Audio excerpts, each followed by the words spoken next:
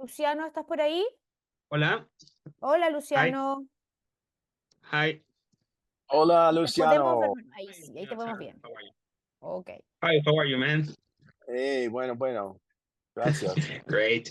So, so first of all, you're coming back to Chile after quite some years. You haven't. Last time you played here was back in 2011. So, what took you so long to come back here? We changed management. We had a manager. He retired, and he had relationships with promoters over there. So when he retired, we didn't have our South American connection, And so we also changed our agency. We went to CAA. So Arnell and I kept asking, when are we going to go back to South America? And we had to get invited, and thankfully Rock and Rio said, how about Journey with Deep Purple? So then we were able to, piggyback that into the Santiago show, which we're grateful for. And it's about time. 16 years Arnell's been with us. So 16 years ago, we played Viña del Mar. Yeah. And that was Arnell's first big concert ever. And he's going out. So you're going to see a polished lead singer, Arnell Pineda, who's going to bring quite a show. I'll tell you what, he's really come on. He's incredible lead singer, front man. Great. Yeah. He's just had a birthday. Today is his birthday. Yeah. So, Yeah. And speaking about that first show with Arnold, that was a very special show here in Viña del Mar. So, what do you remember of that moment? How was the moments before the show and all of that? Well, he went to me and he said, "Can I go home now?" He was nervous. Can I go home? I said, Arnell, you got to go up there and give them the best you got. This is why you signed up. You cannot go home. There's no turning back. And I think he was kidding, but he had a lot of nervous energy and was running around like Peter Pan or something. I don't know. We had never seen that Arnell before, so it was quite shocking that he was going to use the thrust and run and entertain all of these people. And I remember our manager was upset, like, "Why are you doing it? Why are you running around?" And for TV, it made a great television. It made very good TV. And the next day, of course, the reviews were great. And our manager had to eat his words. I remember that. Whoops, maybe you should have left Arnell alone. I thought he was a little hard on him, but I thought, that was the beginning, Arnell's testing ground, really trying to put himself, his personality into to being the front man of Journey. And he's still doing it the same way he did at Viña del Mar. We played a show last night in Seattle in front of 40,000 where he was running around the thrust the same way, like crazy energy, great energy, and singing and carrying on and jumping and leaping up in the air. He really puts 100% into. He really takes it seriously. He doesn't fool around, and you can't take your eyes off him once he gets going. So I'm very proud of his accomplishments with this band. We played for over millions of people. Several millions since he's been lead singer, and he's never disappointed. He's always put in a great performance when we needed him to, and so God bless Arnell. Yeah, Great. And now this time you will come with Deep Purple, another great band. So have you yes, toured? Do you know the guys from before? Have you toured together before? yes, we did. We did an Australian tour with them about, I would say 7-8 years ago.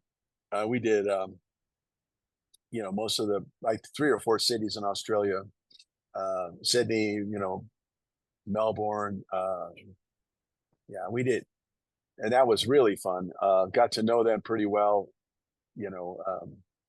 Ian Pace, the drummer, funny guy, always had me laughing. Steve Morris was just so sweet, and an amazing player. He had so much to that band, you know. Yeah, so what can you say? We hit it off, and you know, we're looking forward. Ian Gillian is one of my heroes, and growing up in my band, I had to buy a Hammond organ because of John Lord. You know, I had to get that organ sound that he had. So he's the reason I bought a Hammond organ. So yeah, I have a lot of special memories of Deep Purple. I think they established, you know, the heavy rock genre quite well. I remember playing Live from Tokyo, you know, that album with Richie Blackmore and My Woman from Tokyo. I mean, it was, you couldn't help but rocking out with those guys. They really were the beginning. I mean, Iron Maiden, all those bands, they can all thank Deep Purple for establishing that sound. You know, they were the beginning of any of it. You know, Slipknot, all of it. You know, you name it. Korn. It started with Deep Purple. You know, they were the creators of the sound, and they were onto something cool. I remember the Iron Butterfly song "In the God of Vita," you know, when that came out back in the day, and that was like the beginning too. That they were kind of hit, but they didn't have the songs that Deep Purple did. You know, Ian could sing too. He had a beautiful voice. You know, sing like a bird. He still does. You know, so I adored them, and it was a big honor to play with them in Australia, and we're looking forward to saying hello again. Great. And your single "Don't Stop Believin" is considered one of the biggest rock songs ever. With the success, is still a successful song even now after all these years. It appeared in movies, TV shows, in many ways. So, how do you see the success of this song right now? Do you ever thought it would be so successful? You know what? I think it transcends generations. I can only say that, you know, every generation has a small town girl and a city boy, and they want to get on that midnight train going anywhere, right? So everybody dreams. Every generation has a dream. Every generation has a goal. They want to succeed, you know, they want to win. And I think Don't Stop Believin' is a song that gives permission to go ahead and dream and be who you're supposed to be. You know, follow that. You know, the midnight train going anywhere you want to go. So you're not stuck. You know, you can break out and be who you want to be. Don't listen to, you know, don't let them tell you you can't do this and you can't. They told me I couldn't write songs. They told me I couldn't sing. I should get a day job. I didn't listen because I never stopped believing. And that song came from my father giving me a pep talk one night when I was going to quit music. He said, "Don't stop believing, John. I've got faith in you, and I think your biggest blessing is right around the corner." So that song came from his words, you know. Yeah. Great. And that "Don't Stop Believing" was used in the ending of The Sopranos, the TV show, and Yes. it was a scene that many people liked it, some others considered controversial. So what do you think of that moment? It was special. It was special for the song. I think it cemented the song as an iconic classic. David Chase, the creator of Sopranos, had reached out to us a year before and told us that he had chosen Don't Stop Believing for his closing scene, you know, and will we want to see a script? And I said, I don't need to see a script. I'm just thrilled that you've taken Journey to this height, you know, because I just didn't know how they were going to end it. And so when it faded to black, it was beautiful, you know, it was like, and I think it gave this song a deeper, you saw the layers of the song in the lyric, you know, because a lot of people dismissed it as, you know, pop fluff or this and that, you know, they criticized it. But as that scene played out and, you know, you went through the different verses, you know, some will win, some will lose, some are born to sing the blues. I mean, there's Tony and his family sitting there, you know. The movie never ends. It goes on and on, you know.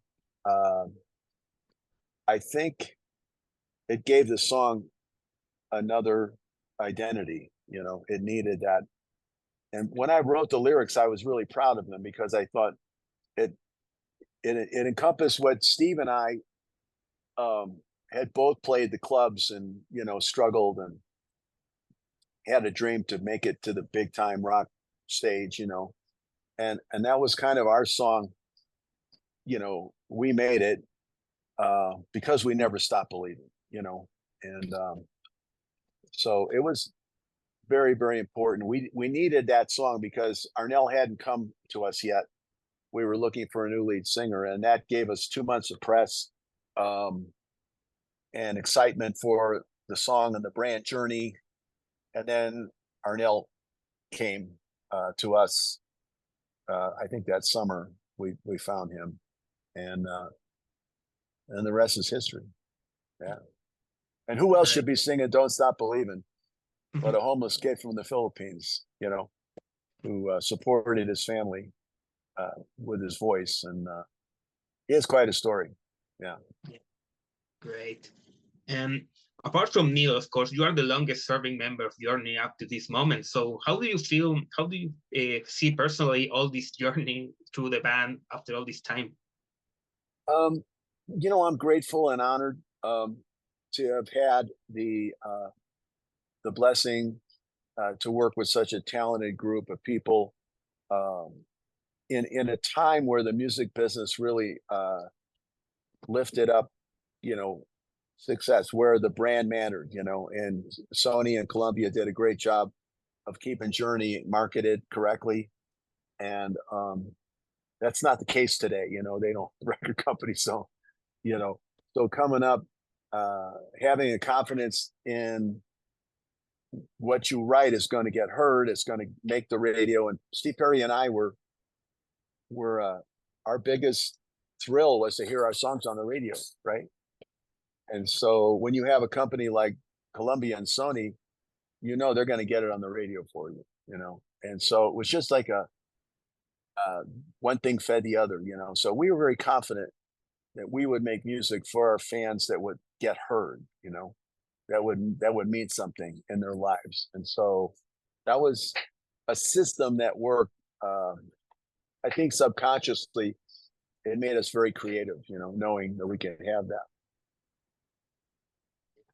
So, and I checked this recent set list from this tour, and you're playing mostly the classic songs, but you haven't played nothing from your latest album or the first three ones, for example. Why do you decide to keep this set list like this with more classics and all that?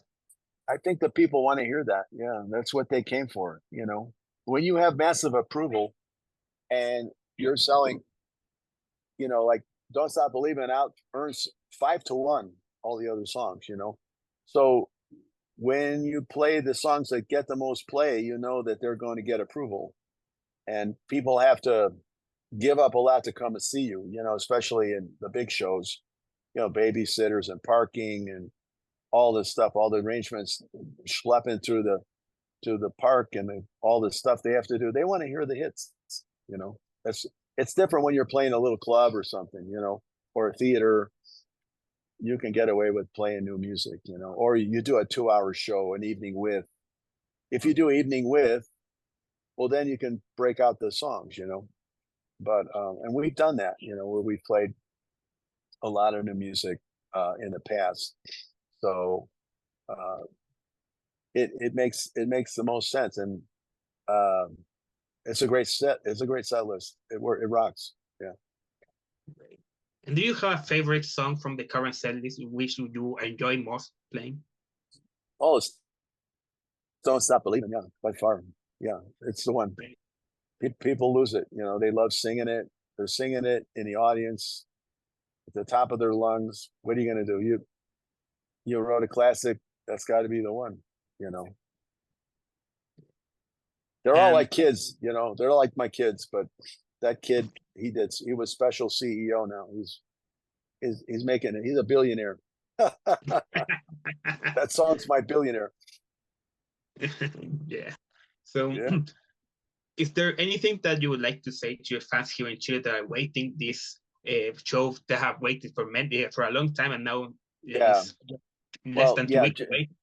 yeah, you know, we're just sorry it took so long, and we're excited that we have this opportunity to come together again. But you know, there were circumstances that were beyond our control. When our manager retired, we kind of lost the link, the connection, you know, to South America, and he worked hard. He worked a lot of years, so he should have his time off, you know. And he's enjoying his life. He was with us over 20 years. But we are coming back, and we hope that maybe this run will inspire more shows that we'll be able to come and do. That's what I hope, that we won't have to wait so long next time till we return, because certainly Viña del Mar, I know in Arnell, it's a special place for him, you know, and I know he's gonna soar. It's gonna be amazing. Wait till you hear it. Yeah, it's gonna be great. Okay, Yep. my friend, thank you so much for your time. All right, Jose. Okay, Thank Jose, you. bendiciones. Thank you. Bye bye. Gracias. Gracias. Bye bye. Gracias, Luciano.